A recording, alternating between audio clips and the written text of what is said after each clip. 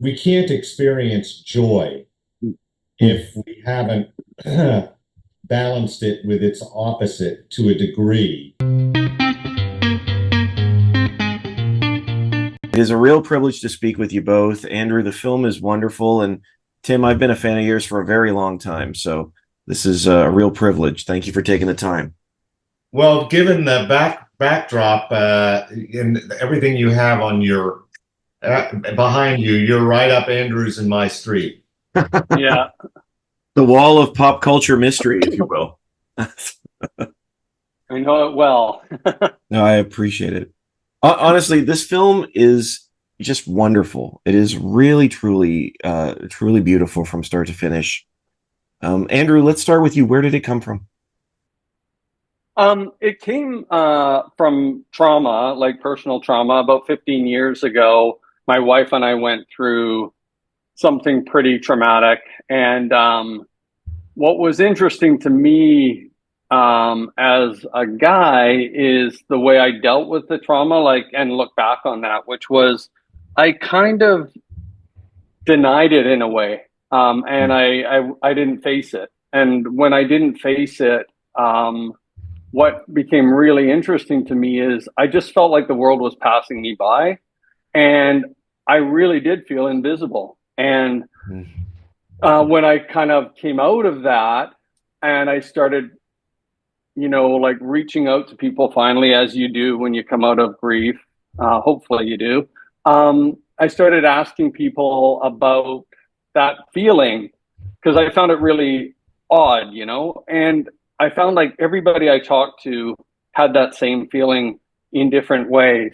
A lot of like women over 40 was a big one I used to get a lot, or just getting passed over for a job for whatever reason, or going through COVID, or feeling like marginalized, or having a disability, being an introvert, being a mother, being a father. There were just so many ways that we can, feel less than seen, and I realized that with what I had gone through, I wanted to write a story about that, and I wanted it to make it universal. And I found that that made it universal for me when I realized people's responses to it. Well, and you know what, having the group there, I think broadens the spectrum as well because you've got this collection of people who have all been through different types of trauma, and I think that actually adds to the film. It's not just Charlie's story.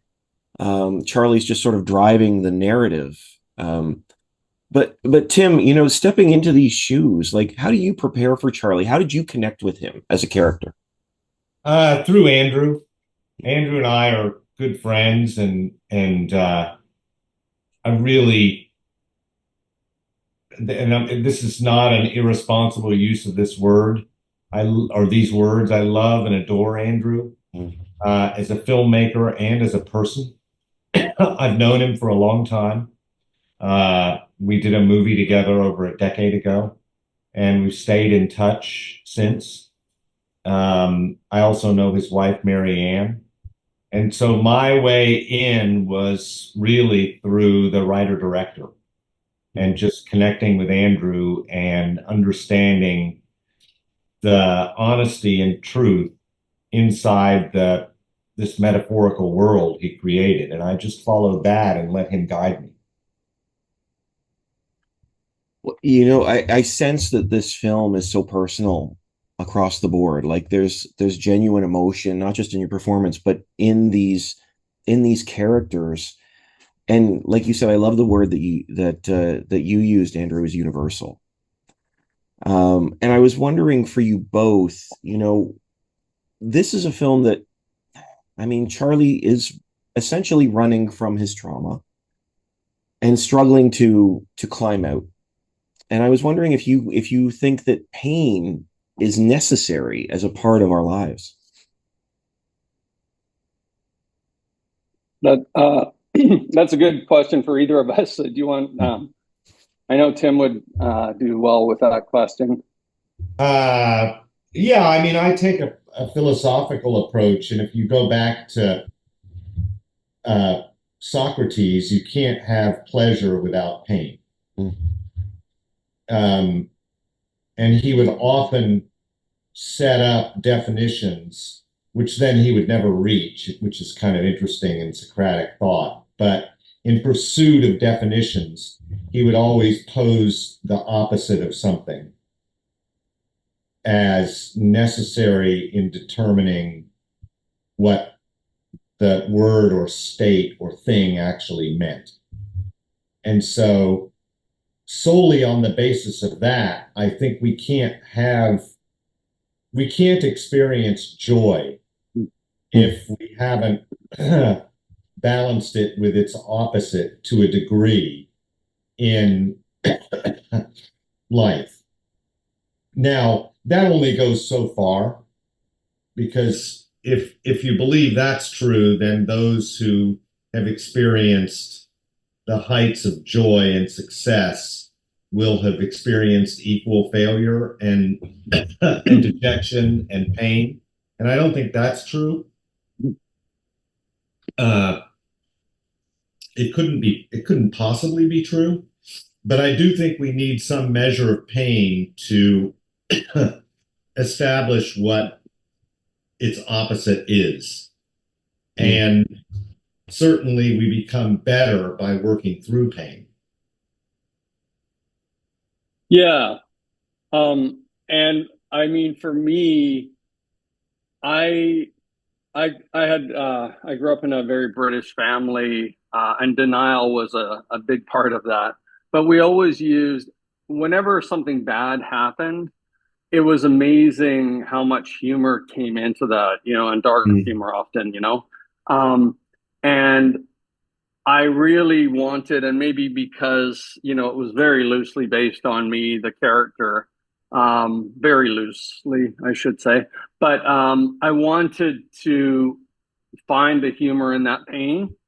And and I really wanted that character to suffer, and Tim is he is a brilliant actor, undeniably, and he has this ability to find the humor in very painful moments, and that became really evident. I mean, I knew that anyway about him, and that's one of the really rich things that comes out of the film that you see this guy who seems like an ordinary, normal guy, and he's denying and he's pushing away pain a lot of the time, but it keeps coming back in, and then he faces the consequences of that.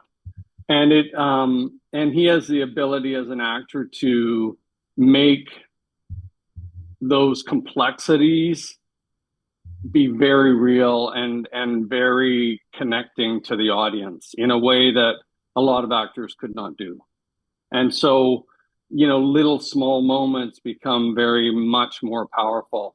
And sometimes it was just a question of letting the camera play on him and see what came out. Yeah, Tim, your film is incredible. It's truly is wonderful. And I just practically, I wondered what it was like for you, because so many of these scenes you are interacting with people who are completely ignoring you, which we don't often see. And I wondered if that was sort of its own sense of invisibility, or how what that was like for you to step into those spaces. Well, yeah, movies are a challenge, but also a boon for an actor, because what you're describing is absolutely true, is a challenge of playing this role, in that I'm in situations in which people are ignoring me. But it was in real settings with great production design, and wonderful actors whom uh, Andrew had chosen.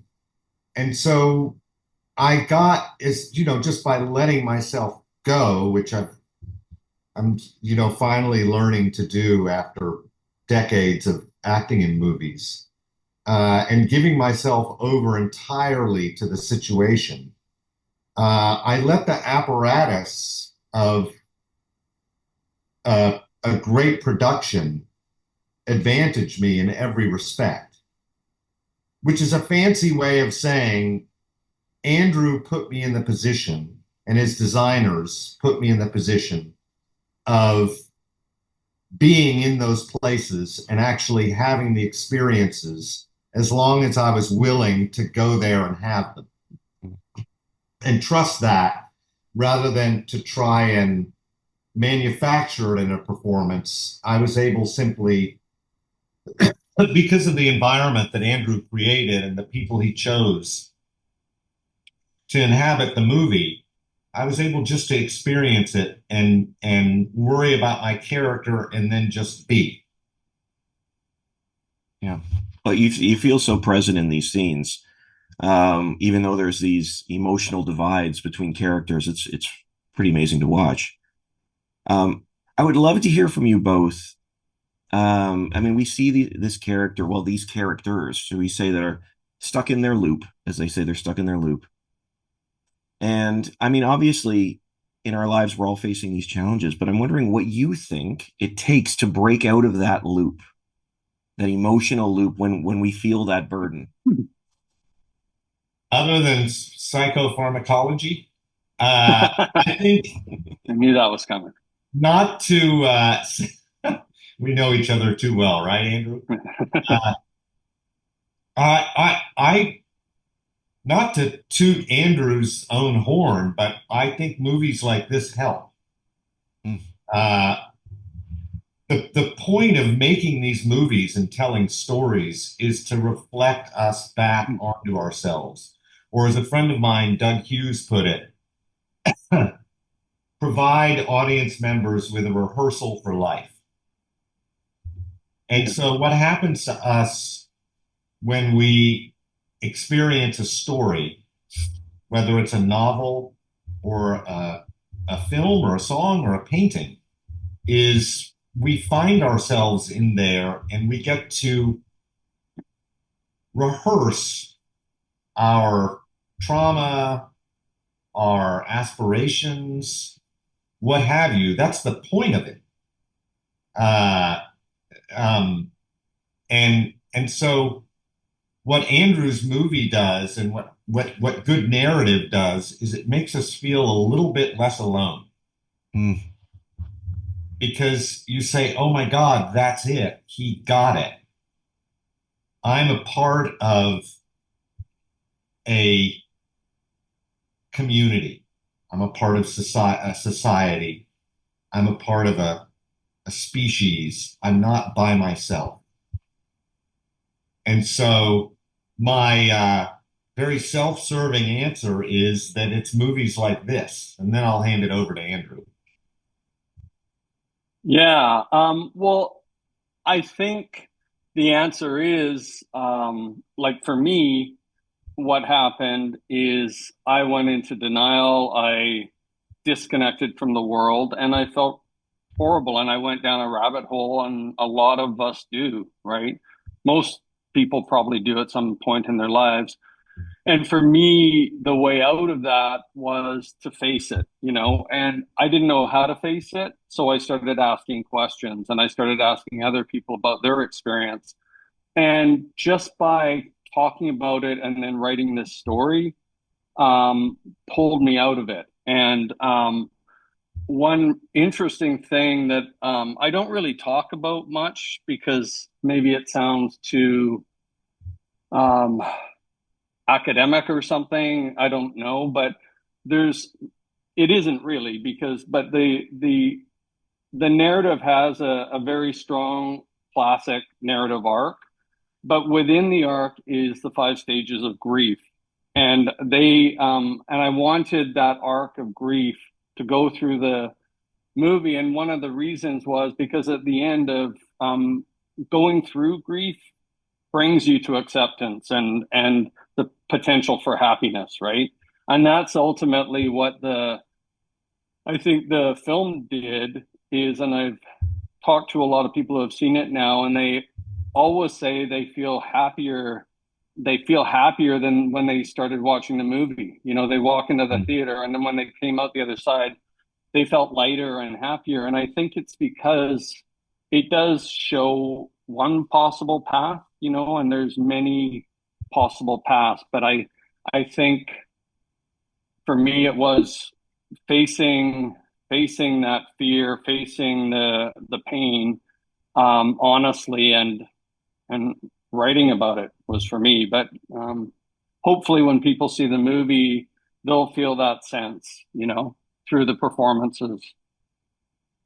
Absolutely. Well, I mean, one of the things that I truly believe is that the one of the things that give life power is the nature of story. And I don't just mean films. I mean the concept of story.